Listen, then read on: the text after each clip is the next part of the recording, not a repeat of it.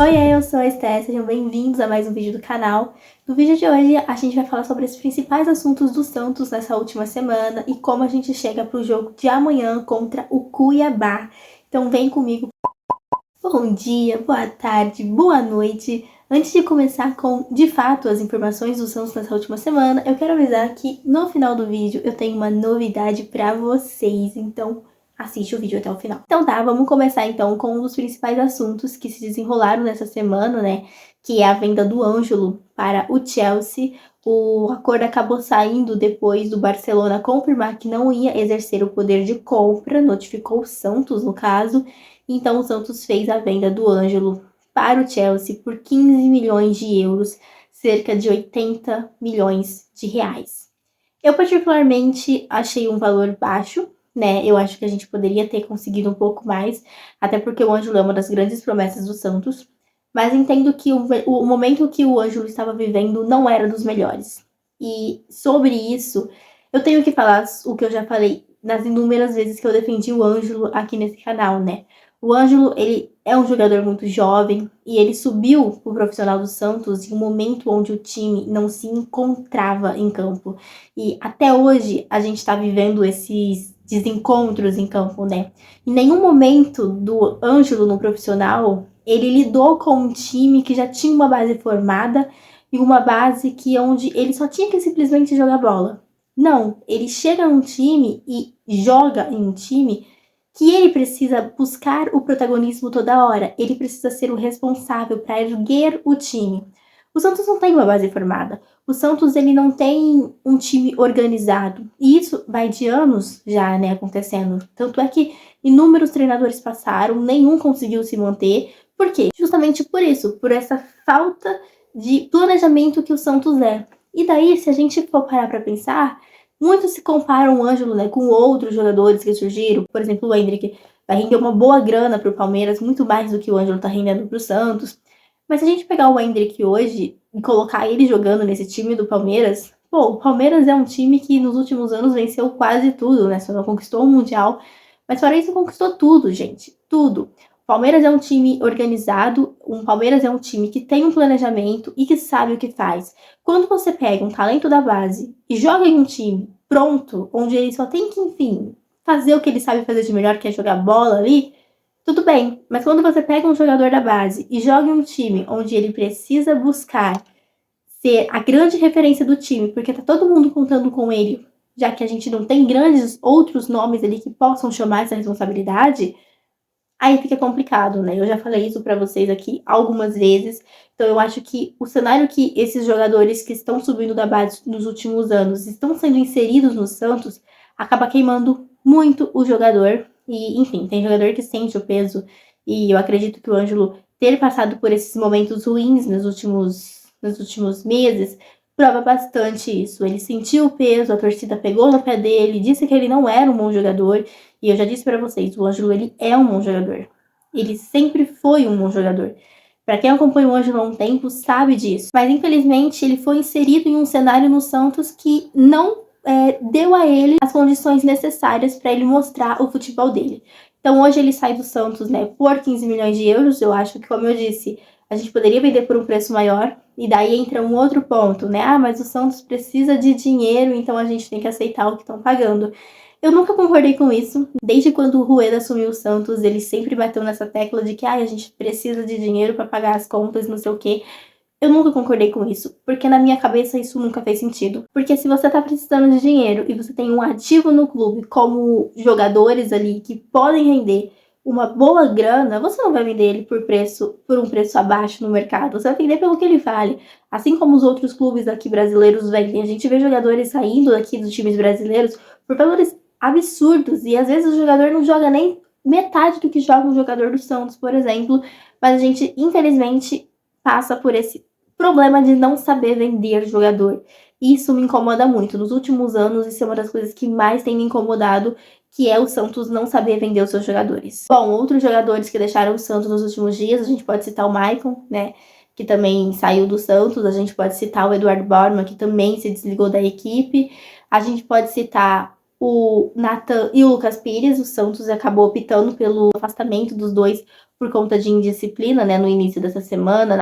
Então, enfim, esses são outros nomes que deixaram o Santos nesses últimos dias.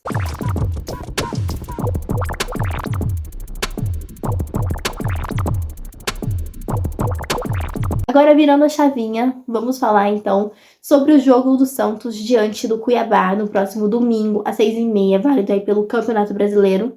O Campeonato Brasileiro é a única competição que a gente vai disputar agora, já que a gente está de fato eliminado da Sul-Americana, né? A gente já entrou em campo contra o Blumen eliminado, empatamos em casa e agora a gente joga fora de casa pelo Campeonato Brasileiro.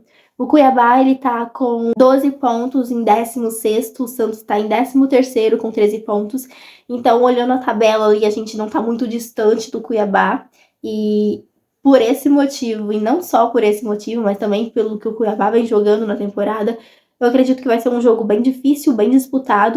É meio difícil fazer uma análise do que a gente pode esperar do Santos nesse jogo, já que o Paulo Turra, no primeiro jogo que ele comandou do Santos, ele entrou com o time basicamente reserva, colocou os titulares só no segundo tempo, foi fazendo muitos testes ali, então a gente não sabe muito bem o que esperar desse Santos diante do Cuiabá.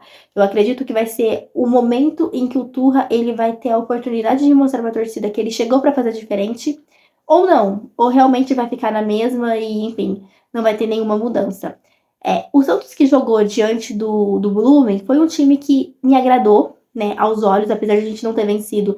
A gente foi melhor que o Blumen, né? A gente conseguiu construir mais, a gente conseguiu chegar ao ataque. Infelizmente a bola insistiu em não entrar, mas a gente pode ver um time mais organizado, levando em consideração o fato de que o Santos que entrou em campo foi o time reserva, que não é entrosado. Se o time do Santos entrar diante do Cuiabá minimamente organizado e sabendo o que tá fazendo em campo, que já não vinha acontecendo em alguns jogos, já vai ser algo bem interessante de se ver. É claro que a gente precisa buscar a vitória, porque nossa situação está se complicando cada vez mais na tabela.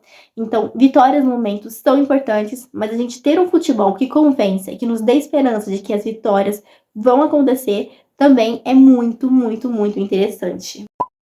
Sobre as Sereias da Vila, a gente não tem muito o que falar, né? O Campeonato Brasileiro e o Campeonato Paulista Feminino vão ter uma pausa aí por conta da Copa do Mundo Feminina. Já comentei com vocês no pós-jogo do último jogo do Santos diante do Taubaté, onde a gente venceu por 2-1 de virada, um jogo que a gente não jogou tão bem, né? Mas, enfim, a vitória veio pelo Campeonato Paulista, no caso. A Camila Rodrigues, ela foi convocada para a seleção brasileira, vai representar o Santos. É claro que o Santos vai ter outras jogadoras convocadas também, mas não para a seleção brasileira, para as outras seleções que vão disputar o Mundial. Mas ainda assim, é muito legal ver jogadoras do Santos sendo convocadas para suas respectivas seleções. E no caso, a Camila Rodrigues, né, para a seleção brasileira. Foi uma grande surpresa, para mim, principalmente, mesmo ela estando na última convocação da Pia para aquele jogo contra a Inglaterra na finalíssima e para o amistoso contra a Alemanha. Mesmo estando na lista de convocação daquela vez, foi uma surpresa para mim ver ela na lista de convocadas para a Copa do Mundo, mas que ela possa, assim, representar as sereias lá. Eu acredito que ela não chega para ser titular, né? Provavelmente a Lelê será titular da Copa do Mundo ali pela seleção brasileira, mas caso aconteça alguma coisa e a Camila Rodrigues precise entrar, que ela possa fazer bons jogos ali e boas atuações em campo defendendo a camisa da seleção brasileira. As sereias só voltam a jogar agora no dia 23 de agosto, pelo Campeonato Paulista, diante do Realidade Jovem. Então vai demorar muito aí. Teremos um bom tempo para descansar, acertar os erros que a gente vinha tendo e se preparar, né, para a grande semifinal diante do Corinthians no Campeonato Brasileiro, que hoje, nesse momento, é assim, o principal objetivo do Santos, pelo menos ao meu ver. A gente tem que focar muito nesses dois jogos diante do Corinthians, já que o Corinthians é o grande favorito ao título, né, mais uma vez, do Campeonato Brasileiro Feminino, mas o Santos precisa surpreender, fazendo bons jogos e conseguindo a classificação para a final. A gente fez 2 grandes partidas diante do Flamengo, que a gente possa seguir nessa evolução aí até o final e conseguindo a vaga para a final da competição, que é o nosso ponto-chave mesmo, a coisa mais importante. E é o campeonato que eu mais tô querendo ganhar, porque a gente só tem um brasileiro, né, que foi conquistado lá em 2017, então ganhar um brasileiro esse ano não seria nada mal. Mas para isso a gente precisa primeiro pensar em passar do Corinthians, então que a gente possa, nesse tempo que vai ficar em pausa para a Copa do Mundo, deixar o time 100% mesmo e corrigir os erros para a gente chegar errando o menos possível. Bom, gente, esse foi então o episódio dessa semana do quadro Manhã com a Sereia. E antes de finalizar o vídeo, o que eu falei que tinha para falar para vocês no final do vídeo é que eu vou sortear uma camisa do Santos. Olha que linda. Pera que ela tá torta. Tá muito torta. Olha que linda. Maravilhosa, né? Vou sortear essa camisa quando a gente vai ter 5.000 inscritos aqui no canal. Hoje a gente tá com 1.500, então olha, já compartilha os vídeos aqui do canal com seus amigos, suas amigas santistas. Vamos fazer o canal crescer cada vez mais e vocês podem ganhar essa camiseta maravilhosa do Santos. Olha que linda, maravilhosa. Todas as camisas do Santos são lindas. Até quando não é tão bonita assim, é bonita, porque, nossa, eu sou muito apaixonada nesse time, vocês não têm noção. Vocês têm, né? Porque vocês também são apaixonados nesse time. Olha, etiqueta. Olha, linda e maravilhosa, da Umbro. Olha, original mesmo, do Santos. E é isso. Se você quiser ganhar essa camisa, ajuda a compartilhar o canal aí. E quando a gente bater 5.000 inscritos, eu faço o sorteio dela. Fechou?